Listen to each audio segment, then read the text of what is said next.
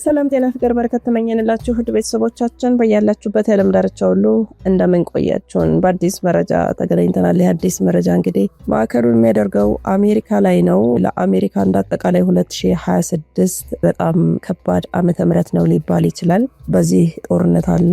ሌላው ደግሞ የአየር ንብረት ለውጥ አሜሪካን በጣም እየቀጣት ነው ያለው። አሁን ደግሞ ዶናልድ ትራምፕ የተሳፈሩበት የፕራይቬት ጀታቸው ሊከሰከስ እንደነበረ መረጃዎች ወጥተዋል ማለት ነው። ይሄ በጣም በበርካቶች ዘንድ አስደንጋጭ ሆኖ ተገኝቷል ማለት ነው። ለመሆኑ አሜሪካ እንዲሁም ትራምፕ ምን ገጠማቸው የሚለውን ከእናንተ ጋር ልንፈትሸው ወደናል። አብራችሁን ስለምትሆኑ ከወዲሁ እናመሰግናለን። ሮማን ጸጋዬ ነኝ ከአክሱም ቲዩብ። ሰናይ ቆይታ ይሁንላችሁ።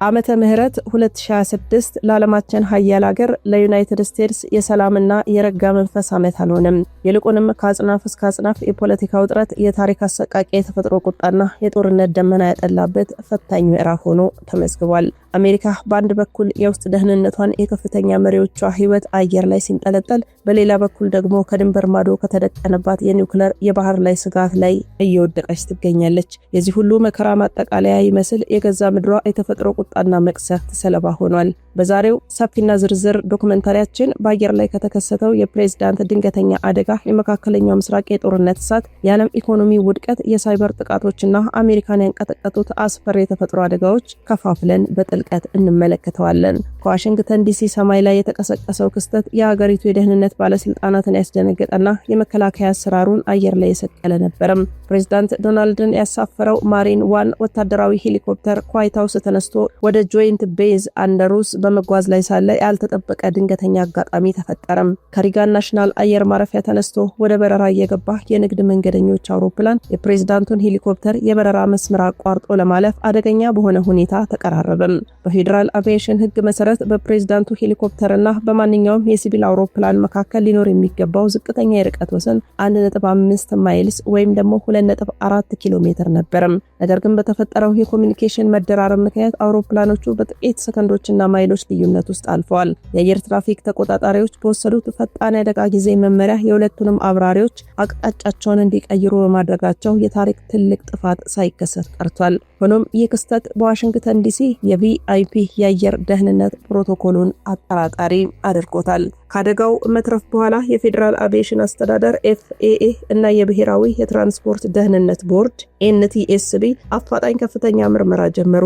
የምርመራው ውጤት እንደጠቆመው አደጋው ሊከሰት የቻለው በቀላሉ በሰው ሰራሽ ስህተት ብቻ አልነበረም። በዋሽንግተን ዲሲ አየር ክልል ውስጥ የነበረው ከፍተኛ የበረራና የአየር ትራፊክ ተቆጣጣሪዎች መካከል የነበረው የመረጃ ልውውጥ መዘግየት ዋናው ምክንያት ሆኖ ተገኝቷል። የፕሬዝዳንቱ ሄሊኮፕተር በሰማይ ላይ ያለ የሲቪል አውሮፕላኖች እንቅስቃሴ የማቆም ህግ በሰከንዶች መዘግየቱ ሀገሪቱን ለትልቅ የታሪክ ድንጋጤ አጋልጧት ነበርም። ይህ ክስተት በዋይት ሃውስ እና በፔንታገን መካከል የነበረውን የደህንነት ቅንጅት የፈተነ ሲሆን ቀጣይ ተመሳሳይ አደጋዎች እንዳይከሰቱ አዳዲስ ጥብቅ የበረራ ደንቦች እንዲወጡ አስገድዷል። የውስጥ ስጋቱ ሳያበቃ ከአትላንቲክ ማዶ ሌላ የታሪክ ከባድ የጦርነት ደመና አሜሪካን ተጋርጦባታል። አሜሪካና እስራኤል በኢራን ወታደራዊና የኒውክሌር ማዕከላት ላይ የሰነዘሩት ጥቃትን ተከትሎ ቀጠናው ወደ አደገኛ ቀጥተኛ ግጭት እንዳመራ ይታወቃል። የቴህራን ባለስልጣናት አሜሪካ በቀጥታ በሉዓላዊነታቸው ላይ ጥቃት ፈጽማለች በማለት የከፋ ያጸፋ እርምጃ እየወሰዱ እንዳሉ ይታወቃል። ይህም በመካከለኛው ምስራቅ ለበርካታ አስርት ዓመታት ተጠብቆ የነበረውን ቀጠናዊ የኃይል ሚዛን ሙሉ በሙሉ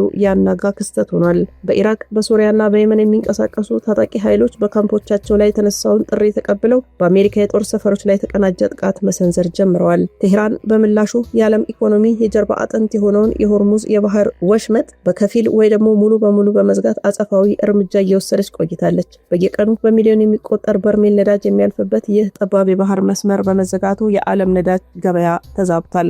በዚህም አሜሪካን ሸብረክ አድርጓታል። የነዳጅ መርከቦች እንቅስቃሴ በመገታቱ የዓለም የነዳጅ ዋጋ በከፍተኛ ደረጃ ጨምሯል። በአሜሪካ የነዳጅ ማደያዎች ላይ የነዳጅ ዋጋ በከፍተኛ ሁኔታ በመጨመሩ የዕለት ተዕለት የትራንስፖርትና የሸቀጣሸቀጥ ዋጋዎችን ሰማይ እንዲነኩም አድርጓል።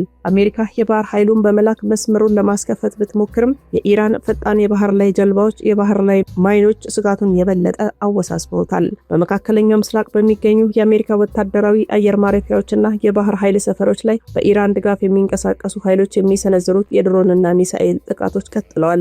እነዚህ ጥቃቶችን ለመመከት አሜሪካ ዘመናዊ የከፍታ የአየር መከላከያ ስርዓቶችን በስፋት እንድታሰማራ አስገድዷታል። እጅግ በርካታ ትሪሊየን ዶላሮችንም እያፈሰሰች ነው። እያንዳንዱ የሚሳኤል ጥቃትን ለማክሸፍ የሚወጣው ወጪ በቢሊዮን የሚቆጠር ዶላር በመሆኑ የሀገሪቱን የመከላከያ በጀት በከፍተኛ ሁኔታ አሟጦታል። ይህ ሁኔታ ዋሽንግተንን ተጨማሪ የጦር ኃይሏን ወደ ቀጠናው እንድታስጠጋና የረጅም ጊዜ የጦርነት ዝግጅት እንድታደርግ እያስገድዳት ነው። የፖለቲካውና ወታደራዊ ውጥረት ሳያንስ 2026 የተፈጥሮ ቁጣ ለአሜሪካውያን ሌላው አሰቃቂ መቅሰፍት ሆኖ ተከስቷል። በቴክሳስ፣ አሪዞና፣ ኔቫዳና ካሊፎርኒያ ሎስ አንጀለስ የተከሰተው ታሪክ አቀፍ የሙቀት መጠን ወደ አዲስ የሪካርድ ደረጃ በመውጣት ከተሞችን አቃጥሏል። የኤሌክትሪክ ኃይል አቅርቦት ማዕከላት በከፍተኛ የአየር ማቀዝቀዣ ፍጆታ ምክንያት በመቃጠላቸው በሚሊዮን የሚቆጠሩ አሜሪካውያን ያለ ኤሌክትሪክ መብራትና አየር ማቀዝቀዣ ቀርተዋል። የሙቀት ኃይል በሺዎች የሚቆጠሩ ሰዎችን ሕይወት ለአደጋ የዳረገ ሲሆን ሰፊ የግብርና ምርቶችና እንስሳትን ጨርሷል። በሌላ በኩል ደግሞ በሜክሲኮ ፖላንድ በኩል በሚነሱ ኃይለኛ አውሎ ነፋሶችና የ24 ሰዓት ተከታታይ የዝናብ ጥቃቶች ምክንያት እንደ ፍሎሪዳ፣ ጆርጂያና ሰሜን ካሮላይና ባሉ ግዛቶች ሰፊ የጎርፍ መቅሰፍት ተከስቶ ብዙዎችን አፈናቅሏል፣ ብዙ ንብረት አውድሟል። ባህሩ የሞላቸው ማዕበሎች የባህር ዳርቻ ከተሞችን ያጠለቁ ሲሆን መሰረተ ልማቶችን፣ ግዙፍ ህንጻና የመኖሪያ ቤቶችን አፍርሰዋል። በቢሊዮን የሚቆጠር ዶላር ሀብት የወደመበት ይህ የተፈጥሮ አደጋ ሀገሪቱን ለከፍተኛ የድንገተኛ አደጋ ወጪዎች ዳርጓታል። የመንግስት የአደጋ ጊዜ አስተዳደር ኤጀንሲ ከአቅሙ በላይ የሆኑ በርካታ አደጋዎችን በአንድ ጊዜ ለማስተናገድ በመገደዱ የእርዳታ አቅርቦቱ ተስተጓጉሏል። በተደራራቢው የተፈጥሮና የጂኦፖለቲካ ቀውስ መካከል አሜሪካ ሌላ ድብቅ ወረራ አስተናግዳለች። በውጭ ሀገር ሀከሮች የተሰሩ የሳይበር ጥቃቶች የሀገሪቱን የባንክ ስርዓት፣ የኃይል ማጫወቻዎችና የኮሚኒኬሽን መረቦችን በከፊል አናግተዋል።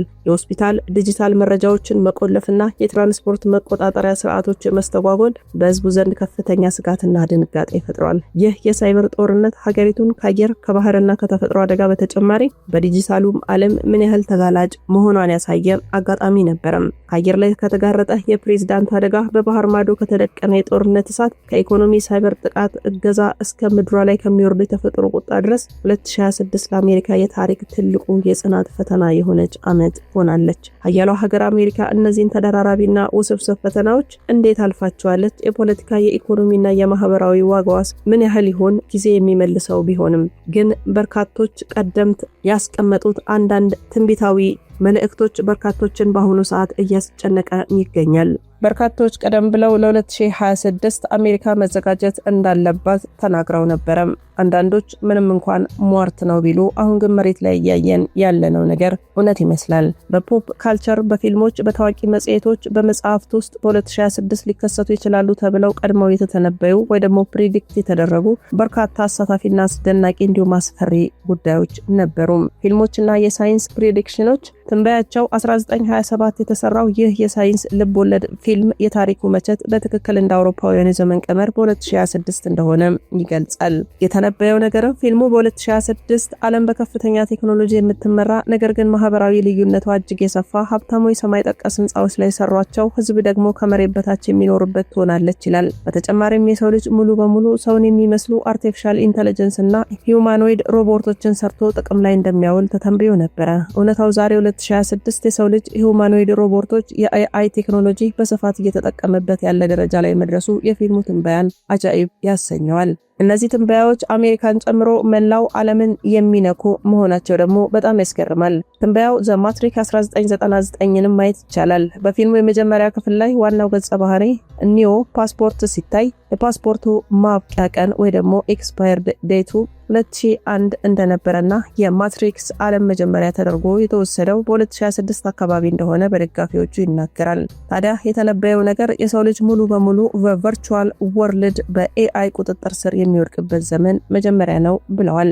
መጽሔቶችና የዓለም አቀፍ ተቋማትም እንዲሁም። ትንበያው ዘ ኢኮኖሚስት መጽሔት በየዓመቱ መጨረሻ በሚያወጣቸው ሚስጥራዊና ምስላዊ ሽፋኖቹ ይታወቃል። ለ2026 ያወጣቸው ትንተናዎችም አስደንጋጭ ነበሩ። የኤአይ እና የኢኮኖሚ ውህደት በ2026 የሰው ልጅ የሥራ ገበያ በኤአይ ምክንያት ከፍተኛ መናጋት እንደሚገጥመውና አዳዲስ ሕጎች እንደሚያወጡ፣ ሌላው የጂኦ ፖለቲካና የኃይል ሽግግር የዓለም ኢኮኖሚና ወታደራዊ ከምዕራባውያን ምስራቅ በተለይ ደግሞ ቻይናና ህንድ በይፋ የሚዞሩበት ቁልፍ ዓመት እንደሚሆን ተንብዮ ነበረም። ታይም መጽሔትም በ2010 አጋማሽ ባወጣቸው ጽሁፎች እንደ አውሮፓውያኑ የዘመን ቀመር 2026 በሕክምና ሳይንስ አዲስ ምዕራፍ የሚከፈትበት ዓመት እንደሚሆን ገልጾ ነበር። የተነበየው ነገር የጂን ኤዲቲንግ ቴክኖሎጂ የመሰለ ደረጃ ላይ በመድረሱ የተወረሱ በሽታዎች፣ የደም ህመም፣ ካንሰር ገና በጽንስ ደረጃ ማስወገድ የሚቻልበት ዓመት ይሆናል ተብሎ ተገምቶ ነበር።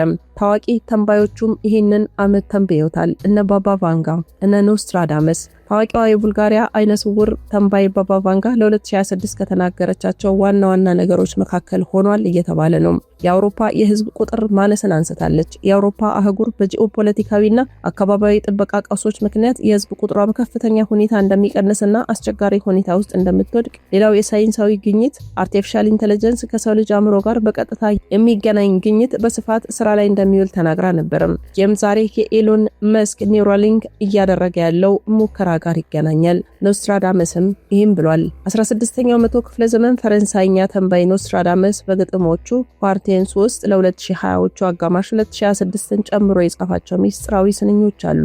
ይህም እንግዲህ የአየር ንብረት መዛባት አንዱ ነው። ምድር የበለጠ ደረቅ ትሆናለች፣ ታላላቅ ጎርፎች ይከሰታሉ በማለት ያለ ሙቀት መጨመር የተፈጥሮ አደጋዎች በከፍተኛ ደረጃ እንደሚባባሱም ተንብዮ ነበርም። ታላላቅ ሀያላን ግጭትም እንደሚነሳ እንደዛው በምስራቁና በምዕራብ መካከል አዲስ የባህር ላይና የአየር ላይ ውጥረት እንደሚነሳ አመልክቷል። እንደ ማትሮፖሊስ ያሉ ፊልሞች እንደ ባባ ቫንጋ ያሉ ተንባዮች የተናገሯቸው በርካታ ነገሮች በተለይም የአርቲፊሻል ኢንተለጀንስ እድገት፣ የኮምፒውተርና የሰው አስተምህሮ ትስስርና የጂኦፖለቲካ ውጥረቶች ከዛሬው የ2026 ሁኔታ ጋር መመሳሰላቸው የፖፕ ካልቸር ትንባዮች አሳሳቢና ትኩረት የሚስቡ አድርጓቸው ቆይቷል። በእነዚህ ፕሪዲክቶች አሜሪካን ለይተን ስናያት ፊልሞችና ታዋቂ ፕሮዳክሽኖች እነ ፖፕ ካልቸር ከላይ እንዳልኳቸው ይህ ፊልም አሜሪካ በ2000ዎቹ አጋማሽ በተለይ ደግሞ በ2000 አካባቢ እንዳስፈሪ የውስጥ የፖለቲካ መከፋፈልና ሁለተኛውና የሁለተኛው የአሜሪካ የእርስ በርስ ጦርነት ውስጥ እንደምትገባ ተንብዮአል። በፊልሙ ታሪክ ውስጥ ቴክሳስና ካሊፎርኒያ ተባብረው በዋሽንግተን ዲሲ የሚገኘውን የፌዴራል መንግስትና ፕሬዝዳንቱን የሚቃወሙበት ድራማቲክ ሁኔታ ይታያል። ይህም በአሜሪካ ግዛቶችና በፌዴራል መንግስት መካከል ያለው የፖለቲካ ውጥረት ከፍተኛ ደረጃ ላይ እንደሚደርስ ያሳያል። ሌላው በሲምፕሰን ነው። የተለያዩ የሲምፕሰን ክፍሎች አሜሪካ በ2026 አካባቢ የሚገጥማት የኢኮኖሚና የቴክኖሎጂ ቀውሶች ቀድመው አመልክተዋል። የዶላር ዋጋ መውደቅን አንስተዋል። አሜሪካ በከፍተኛ የብድርና የኢኮኖሚ ውድቀት ምክንያት የዶላር የበላይነቷን አጣ አዳዲስ የዲጂታል ገንዘቦች ቦታውን እንደሚረከቡ ተንብየዋል። የኤአይ የሮቦቶች አሰራርም እንዲሁ በአሜሪካ ኩባንያዎች ውስጥ የሰው ሰራሽ በኤአይ ሮቦቶች በመተካቱ ምክንያት ከፍተኛ የስራ ማጣት ችግር እንደሚከሰት አመልክተዋል። ታዋቂ መጽሔቶችና ተቋማትም እንዲሁም በኢኮኖሚስት መጽሔት 250ኛው አኒቨርሰሪ ክራይሲስ ብሎ ትንበያውን ያወጣው እንደ አውሮፓውያን የዘመን ቀመር ጁላይ 4 2026 አሜሪካ የተመሰረተችበትን 250ኛ ዓመት ታከብራለች። ዘኢኮኖሚስት እና ሌሎች የአሜሪካ የፖለቲካ መጽሔቶች ይህንን ታሪካዊ ቀን አስመልክተው የጻፉት ትንተና አለ። አሜሪካ 250ኛ ዓመቷን የምታከብረው በታሪኳ አይታው የማታውቀው ከፍተኛ የፖለቲካ ዋልታ ረገጥ በህዝቦቿ መካከል ባለው ክፍተትና በኢኮኖሚ ቀውስ ውስጥ ሆና እንደሆነ ይገልጻሉ። የዓመት ለአሜሪካ ህገ መንግስታዊና ዲሞክራሲያዊ ስርዓት ትልቅ የጽናት ፈተና እንደሚሆን ተንብዮ ነበርም። የአሜሪካ የደህንነት ተቋማት ያወጡት የረጅም ጊዜ ትንበያ ሰነድ እንደ አውሮፓውያኑ የዘመን ቀመር በ2026 አሜሪካ ያለችበት ዓለም አቀፍ የበላይነትን ናሽናል ኢንተለጀንስ ካውንስል ሪፖርት ያሳያል። አሜሪካ ከቻይናና ሩሲያ በሚሰነዘርባት የጂኦፖለቲካ የሳይበርና የኢኮኖሚ ፉክክር ምክንያት ዓለም ብቻዋን የመምራት አቅም እንደሚዳከም እናም ባለብዙ ወገን መልቲፖላር ወርልድ ዓለም እንደሚፈጠር አመልክተዋል። ታዋቂ ተንባዮችም እነ ባባ ቫንጋ ከላይ እንዳልኳቸው ባባ ቫንጋ ስለ አሜሪካ ለ2026 ከተናገረቻቸው ሚስጥራዊ ነገሮች መካከል እናም የተከሰቱ የታላቁ መሪ አደጋ ቀውስ በአሜሪካ ከፍተኛ ስልጣን ላይ ያለ መሪ ወይ ደግሞ የፖለቲካ ለከፍተኛ አደጋ ወይ ደግሞ የደህንነት ስጋት እንደሚጋለጥና ይህ በአገሪቱ ላይ ትልቅ ድንጋጤ እንደሚፈጠር ተናግራ ነበርም። የተፈጥሮ መቅሰፍቱንም አንስታለች። አሜሪካ በከፋይ መሬት መንቀጥቀጥ፣ አውሎ ነፋስና የውሃ መብዛትና ሙቀት መዛባት ሳቢያ በቢሊዮን የሚቆጠር ሀብት እንደምታጣም ተንበያ ነበርም። ትንበያው የኖስትራዳመስም ነው። ሚስጥራዊ ስንኞች ስለ ምዕራቧ ታላቅ አገር አሜሪካ የሚከተለውን ተናግሯል። መረጃና ማስረጃውን በምዕራብ የምትገኘው ታላቋ ሀገር በውቅያኖስ ማዶ ከሚነሱ ጠላቶቿ ጋር በሚደረግ አዲስ የባህር ላይና የአየር ላይ ውጥረት ምክንያት ሰራዊቷን በስፋት እንድታሰማራ እንደምትገደድና በአገር ውስጥ ደግሞ የተፈጥሮ እሳትና አውሎ ነፋስ እንደሚያጠቃት ጽፏል። እነዚህ ሁሉ የፖፕ ካልቸር፣ የመጽሔቶች፣ የተንባዮች ትንበያ አሜሪካ በ2026 ማዕከል የሚያደርጉት ዋናው ምክንያት ሀገሪቱ የምታከብረው 250ኛ የነጻነት ዓመት በውስጥ በኩል ያለው የፖለቲካ ውጥረትና በውጭ በኩል የተደቀነባት የጂኦፖለቲካ የቴክኖሎጂ ፉክክር ተደራርበው የታሪክ አዲስ ምዕራፍ ላይ ስለሚያደርሷት ነው።